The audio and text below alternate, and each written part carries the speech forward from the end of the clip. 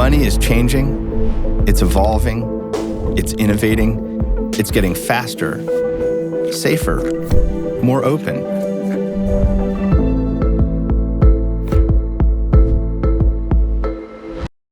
I think there's been this very wrong view that debt is a free lunch.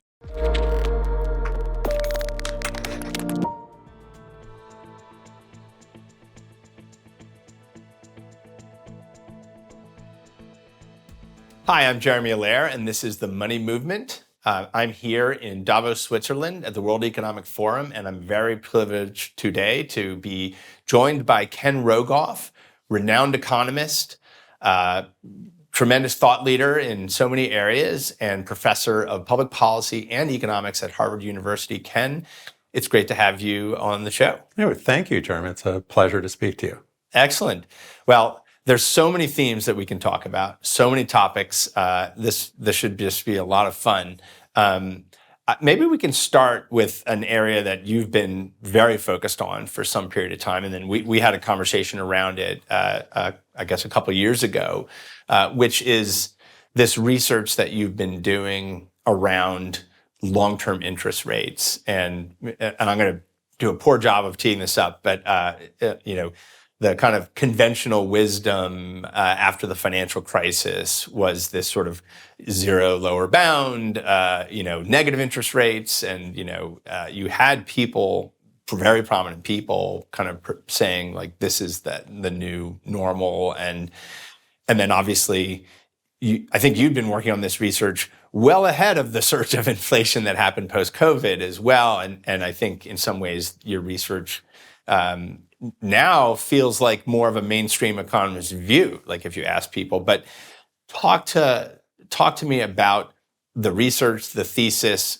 and at a very high level, what you have found. And then we can talk maybe after that what some of the implications might be for kind of global political economy as well. Yeah, so thank you. So after the financial crisis, interest rates, and in particular, real interest rates, fell off a cliff. Maybe if you look at the 10-year inflation index, U.S. Treasury, it fell by almost 300 basis points. And my brilliant colleague, Larry Summers, started this very influential line of thought called secular stagnation. And he said, they've been falling a long time, and that's just how it's going to be due to low productivity, demographics, whatever. And I was always a little skeptical of that. I mean, his ideas are, certainly valid in a lot of ways. He made some good calls. He's made one or two good calls, and it's like, that's for darn sure. But I was very skeptical that it would be indefinite because it just fell so rapidly. And, we saw that in the Great Depression and at other times. And it's definitely been a big theme in economic research where people look at the peak of interest rates and the Volcker, just before when Volcker did his disinflation in the 80s. I mean, the short-term interest rates shot up to 18%, and real interest rates, were incredibly high. And if you draw a line, it just looks, wow, we're just on this trend. And I had a graduate student, Paul Schmelzing, and another former graduate student, Barbara Rossi, and we decided, well, why don't we look at a longer time horizon of these things? I don't want to get into the details, but we look at based on Paul's historian, his data collection. We look at hundreds of years for lots of countries, and there actually is a downward trend, but it's really slight, nothing like the sharp fall. And there have been many times interest rates gone up, they've gone down. And, 5 or 10 year periods where that happens, not unusual. So that's a casual statement looking at the data, and we've, gone into it a lot. And, it certainly looks like interest rates fell way below trend and said, yes, we started this years ago. Right. And wrote about how, people may have been misled. Now, that works both ways. So when there was the big jump in interest rates, our thesis is that these things tend to die out after a while, not after a month. I mean, think of the half-life being 3 years or something like that. But I think where we are now is probably in the range of where it's going to be. Right. I'm talking about the real interest rate, because the other piece of this is inflation. Yeah. And I can give you structural reasons why that's true. That's not really what our research goes into, but some structural reasons would be debt is really high globally. That drives up interest rates. Populism's redistributing income towards people who are going to spend it more. Green transition, if that ever happens, it's a big thing at Davos, as you know. Defense spending is probably going to have to go way up more than anybody's absorbed. And you can come to a range of things like this. So it is true that if you look at a year-to-year basis, real interest rates are just crazy volatile. Right. But I think higher for a very long time would be the way to think about it. Yeah. So we'll all be excited for the publishing of your research. I hope so. And I think it's a fascinating. It intersects with so many policy and political implications, and obviously, I think I was thinking about the fact that you worked on such a long historical, time series or whatever you want to call it with that historical data, and I'm interested to hear your thoughts on, Ray Dalio did his long running, like 500 years of these debt cycles and kind of derivative from my work with Carmen Reinhart, extremely derivative. It seems like it, yes. And it's more surface narrative as opposed to really any kind of research. But I'm curious about, do you believe that we're in a secular decline from a debt supercycle that's happening for the dollar? The charts are really fun to look at because they have these predictable arcs for these empires and the like. Is there a crossover point happening with the Chinese, currency in the next 30 years, or do you think the recent events have changed your view on that, or is that just impossible to really know? I mean, I think the chances that the RMB is going to take over from the dollar in the next 30 years are zero. Right. It's just not happening. But that doesn't say that they couldn't go off on their own. Yeah. They've been in a big dollar block, and it's another thing I've worked on in papers about, what are the precursors of when you see a currency break off. And, they're looking at what we did to Russia and the weaponization of the dollar. Weaponization of the dollar. And, even before that, the U.S. controls a lot of the information flow. You know that, very well in what you do. And they don't like it. They don't want us being able to know everything they're doing. Now we don't, but if it goes through the dollar, it's very hard for them to escape that. So they'd like to create other alternative pipelines and such to do that. And Asia is a huge part of the dollar block. Absolutely. So if China, becomes more floating, which is something my classes at Harvard have had to debate on for years. Right. And I think it's made sense for them to do that for a long time. Yeah. But if that happens, it certainly will make the dollar the king of a smaller hill. But, we're not going to be using the RMB here in Switzerland. Right. So you can imagine a more diverse currency basket, so to speak, that's operational in the world for more bilateral other types of things. More diverse, but maybe more balkanized too. More balkanized, because part of the reason they're doing this is they have their designs on Taiwan, and who knows what that's going to lead to, in the next phase of deglobalization. So. It's a lot of volatility around that issue. Yeah. I guess the other dimension of that, and it ties into some of the kind of fundamental central bank themes as well, which is sort of the incredibly high cost of America's debt, and if we do have real interest rates that are more sustained and higher.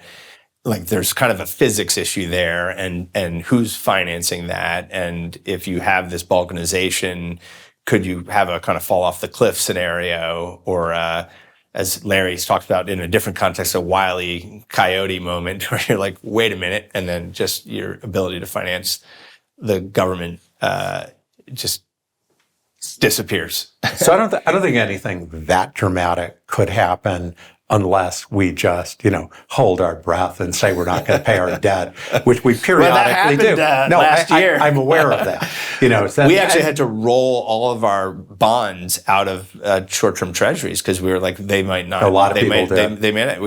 Well, you want the liquidity. Yeah. You could have. I mean, it would have been an event. I don't think it's the same thing as a default, a real giant default. It would have been a technical default. Right. Of course, we can inflate. And that's the solution. Right. That's what we just did. Right. But the trouble is, when you keep doing that, people lose any belief that you're going to keep inflation low. So I think there's been this very wrong view that debt is a free lunch that both everyone's had. I mean, it's an extreme point of view would be what's called modern monetary theory, which is you can just do whatever you want as long as it's for the greater good. Yeah. But I mean, politicians love it. The politicians, it's become the, in Washington, just you political can't. crack.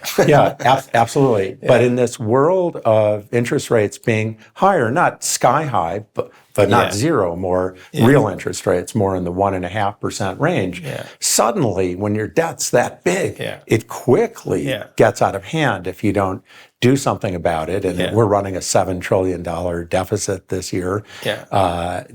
Frankly, the paralysis in Congress is terrible in a lot of ways, but might provide short-term relief from that. But in the long run, it's, they have not adjusted. And there'll need to be an adjustment unless interest rates come down. Now, that is contentious. I mean, that's my view. When real interest rates are zero, debt is a free lunch.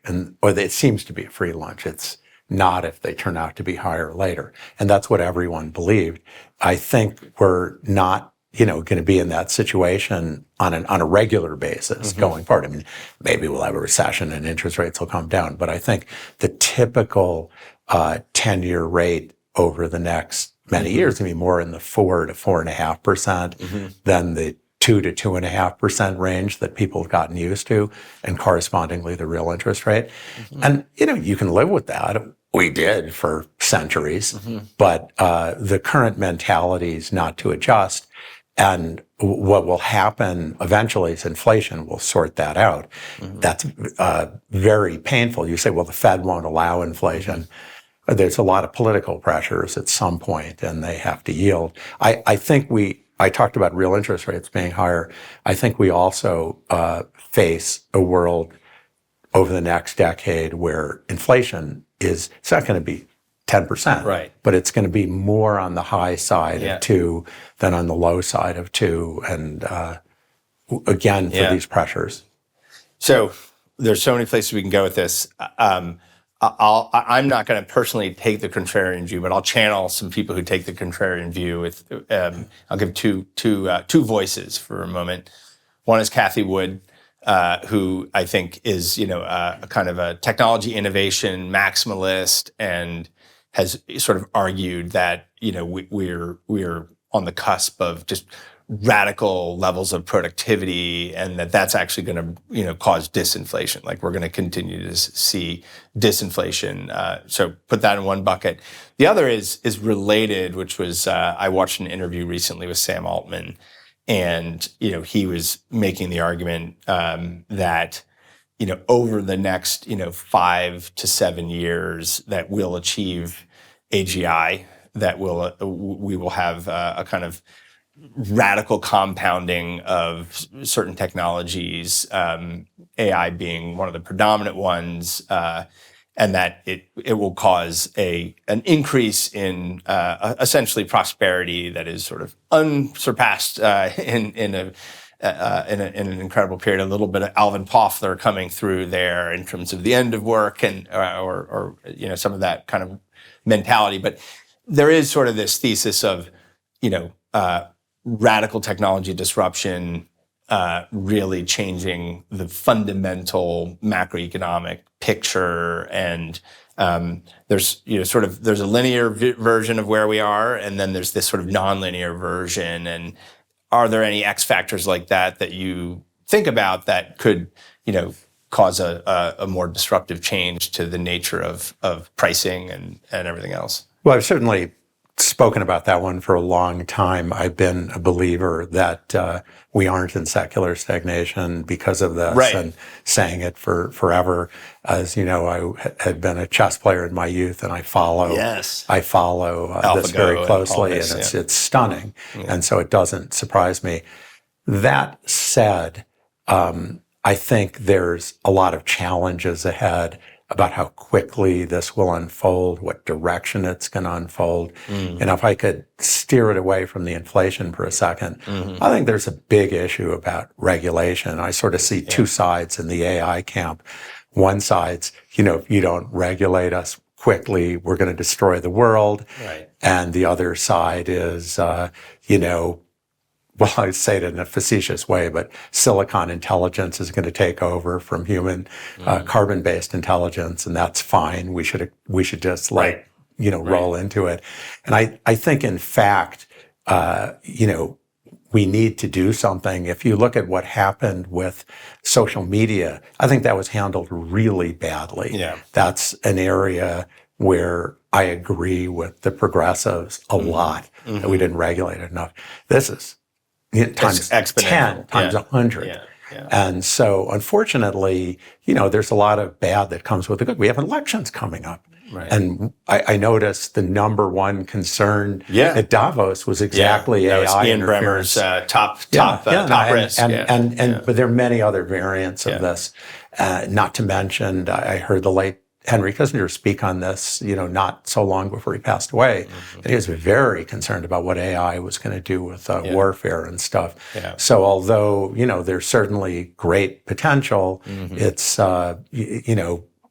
very difficult. And we're in a situation of global geopolitical economic instability. Yeah. Yeah. It's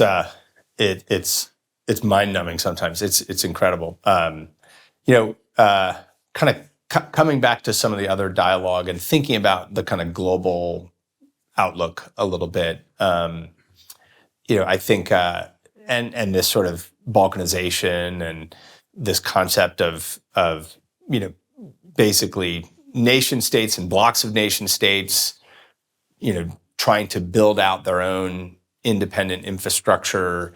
And you're seeing that obviously in terms of the kind of economic nationalism, technology economic nationalism, all these things. But in the financial sphere, how do you think a country like the United States, where the dollar is such a significant advantage for it in many respects, how do you think the United States can continue to promulgate the dollar technologically and kind of counter this around the world? I mean, it's a little bit of a tricky thing for the United States because the current regime favors the United States incredibly in so many ways. So I remember, when I was growing up, the Swiss invented the electronic watch, and that didn't turn out to be so good. I grew up in Rochester, New York. They, started digital cameras. Kodak made all its money from film. The United States is really not wanting to be the change agent here. And I think there's also a good reason for some innate conservatism. But obviously, and you're in the center of this, change is going to come. It's happening. And the question, is how to play it. How should you go forward? Now, you mentioned there's a lot of countries trying to form their own rails. This is a winner-takes-all thing. There's room for power law curve. There's room for a few winners here. There's not any more room for 100 digital currencies than there is room for 100 fiat currencies. I mean, we have 100 fiat currencies, but if you look at any of the statistics, it's very much, like you said, a power curve. So I think the United States is probably, for many good reasons, going to hold back. But on the other hand, everyone has to consider that when the United States does move, it has a huge legacy advantages that sort of weighs over everyone. So, I mean, there are, a lot of decisions to be made here between how much do we have publicly provided digital currencies, how much do we leverage privately digital currencies, how do we play this? And that feeds back into the regulation theme. Absolutely. Where they're, I have to say, still kind of clueless about what they're doing. I mean, I think FTX was a wake-up call, and I think you said a good way. And I think that's right. They're starting to realize, oh my gosh, this is happening and we need to do something. But they're still way behind the curve. Yeah, I mean, I think there certainly are major efforts to try and address it, but it has not landed yet in the United States. Although I remain cautiously optimistic about the payment stablecoin bill, which seems to have Fed, Treasury, kind of bipartisan support, and they're sort of, getting it right, making sure the Fed has the right role in it, and so that's moving. It's fascinating to see, in almost every other major financial market center, Japan, Hong Kong, Singapore, London, the entire EU, UAE, they all have stablecoin laws that are either on the books or going to be on the books this year. And all of those regimes have laws to regulate how basically digital dollar stablecoins will work in their market. So the rest of the world is regulating the dollar on the internet before the United States, which says a little something about the effectiveness of American policymaking right now.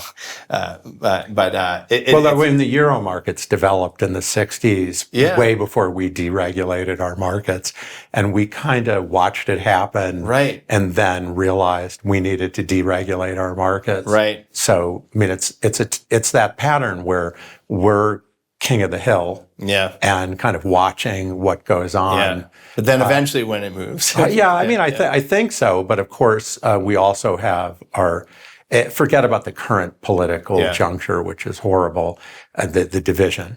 But even aside from that, just the way we're set up with so many state laws and so many regulators, even in normal times, if we had, more political cohesion, it'd still be difficult. But I think it's something American authorities have to wake up to. They do. And I think there hasn't been as much dialogue around the kind of national security, national competitiveness dimensions of this. I mean, I think everyone understands the fundamental kind of currency payment system competition, but there's sort of this building out of these alternative infrastructures, and that goes to the heart of the issue. And I think there are leaders in the national security, national economic apparatus that do understand that, but it's not a top of mind. How do you think it interacts with cyber risks? If I can ask you a question. Yeah, I think significantly. I have a view, actually, that the internet, as it was designed, was designed around this whole idea of kind of information wants to be free, open networks, and everyone kind of saw the benefits of that, right? You connect to a global network, and it's this incredible, the network effects, right, of everything in society and the economy. It arguably helped fuel globalization. It's sort of all these things.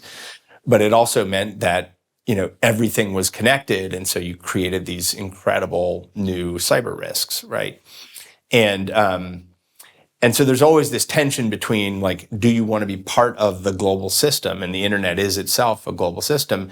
Or do you want to sort of have your own kind of hardened thing that's over here on the other side? And, cryptography itself has been how we've addressed that. I mean, whether it be a firewall or the connection between my computer and the website I'm visiting, it's all cryptography that has dealt with that. And so crypto, the concept is really about how do you use cryptography to prove data or prove transactions or prove computation or prove things on the internet. And so my own view has been that the next generation of the internet it's sort of the first generation did not have at its core this deep notion of security.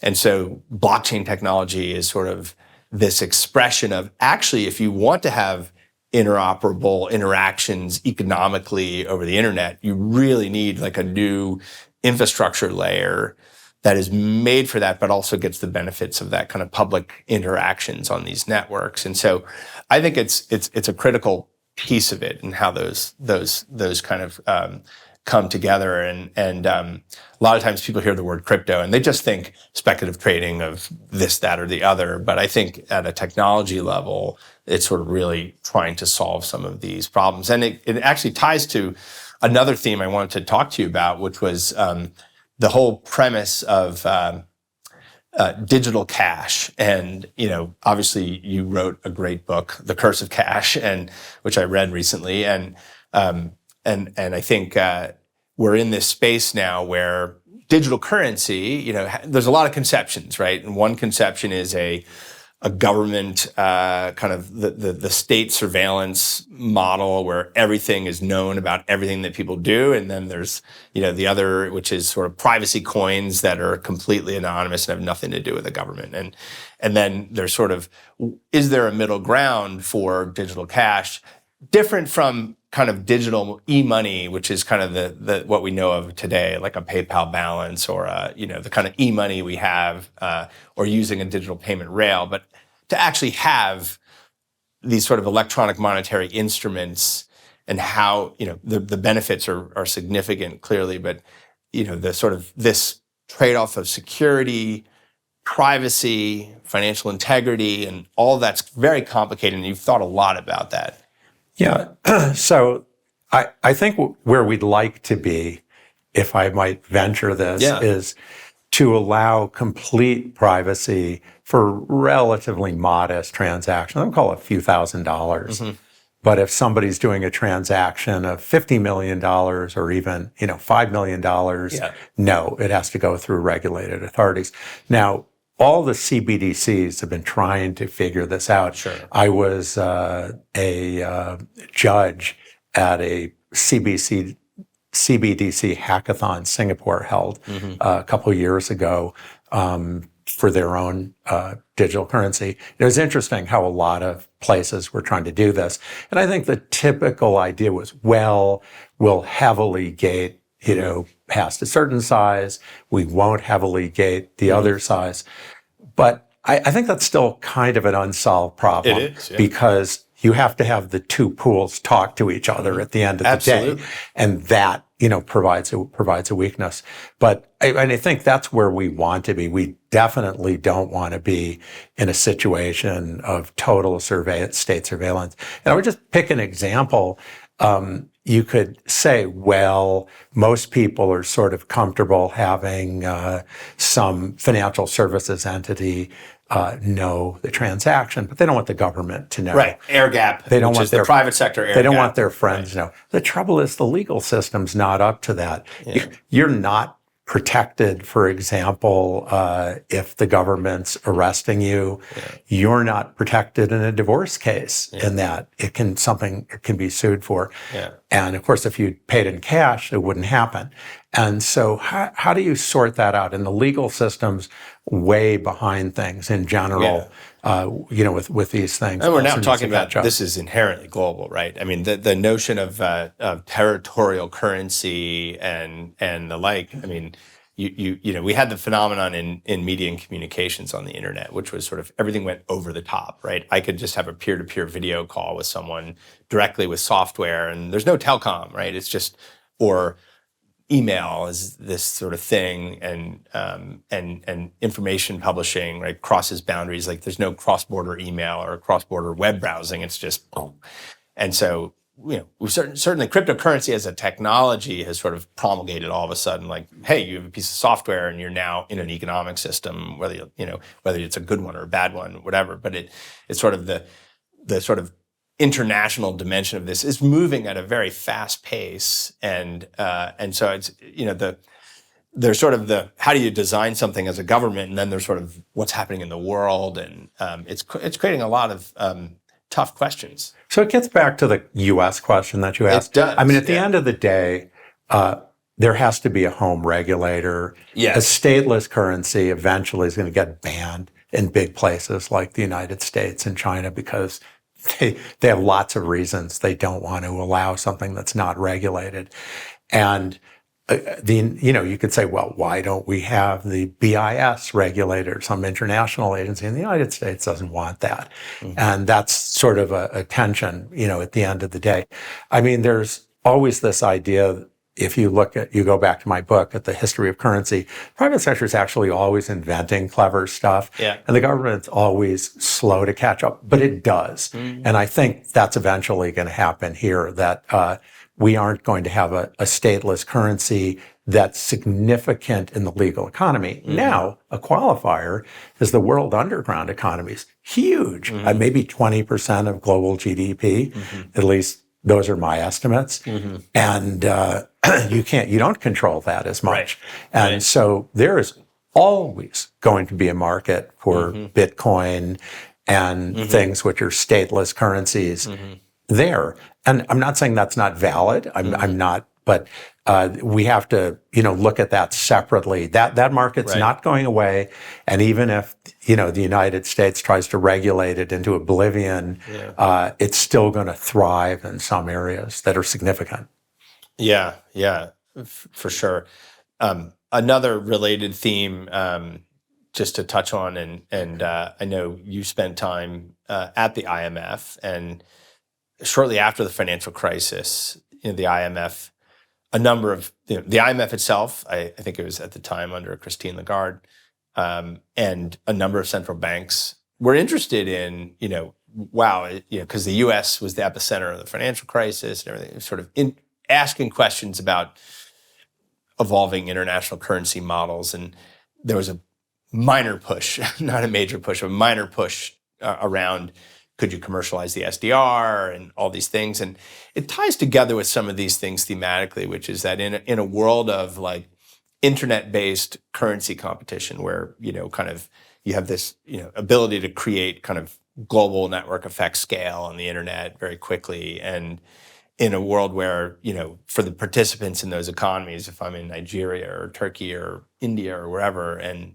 I have a mobile device and I'm sort of accessing these things, it's harder for governments to they can have a lot of power, don't get me wrong, but the sort of monetary sovereignty questions get more complicated. And, is there an end state a long way from now? I'm not suggesting anytime soon, but is the result of that technological evolution and the sort of shifts in what happens, is the result that we're back at asking those questions? And maybe it takes some really bad things happening in the world to bring people back to the table on something like that. But is there a point where, the sovereigns, as it were, sort of say, you know what, we're better off with some adaptation that becomes a more global unit of account? Is that a scenario that could play out? Well, it's a very deep and interesting question, and there's a lot of the world, the vast majority of the world, would like something like that to happen. Mm-hmm. On the other hand, you need a unit of account. Yeah. And it's hard to see it moving away from the dollar in the foreseeable future. And if the unit account is the dollar, it just gives the U.S. this huge advantage. It's hard to have a clearinghouse in Europe for dollars on scale with a clearinghouse in the United States, because if there's a crisis, the Fed can back the one in the United States, doesn't have to back the one in Europe. That creates a premium in Europe and gives an advantage. That's sort of at the core of the US's advantage. Now, I don't see the digital world as getting around that conundrum. You need a unit account. Now, we could go to gold or something like that. I mean, so somebody may come up with something where there's an accepted unit of account. But, there were problems with the gold standard when we had debt crises and financial crises. We talked before about the U.S. If we were on a gold standard, man, would we be in trouble with our debt trajectory. Yeah, so the need for society to have some stability combined with the desirability of universal units of account and the like. These are big topics. Indeed, interesting to play out. Well, Ken, this has been a wonderful conversation. Always great speaking with you, Jeremy. Great to have you, and have a great forum. You too. Thank you.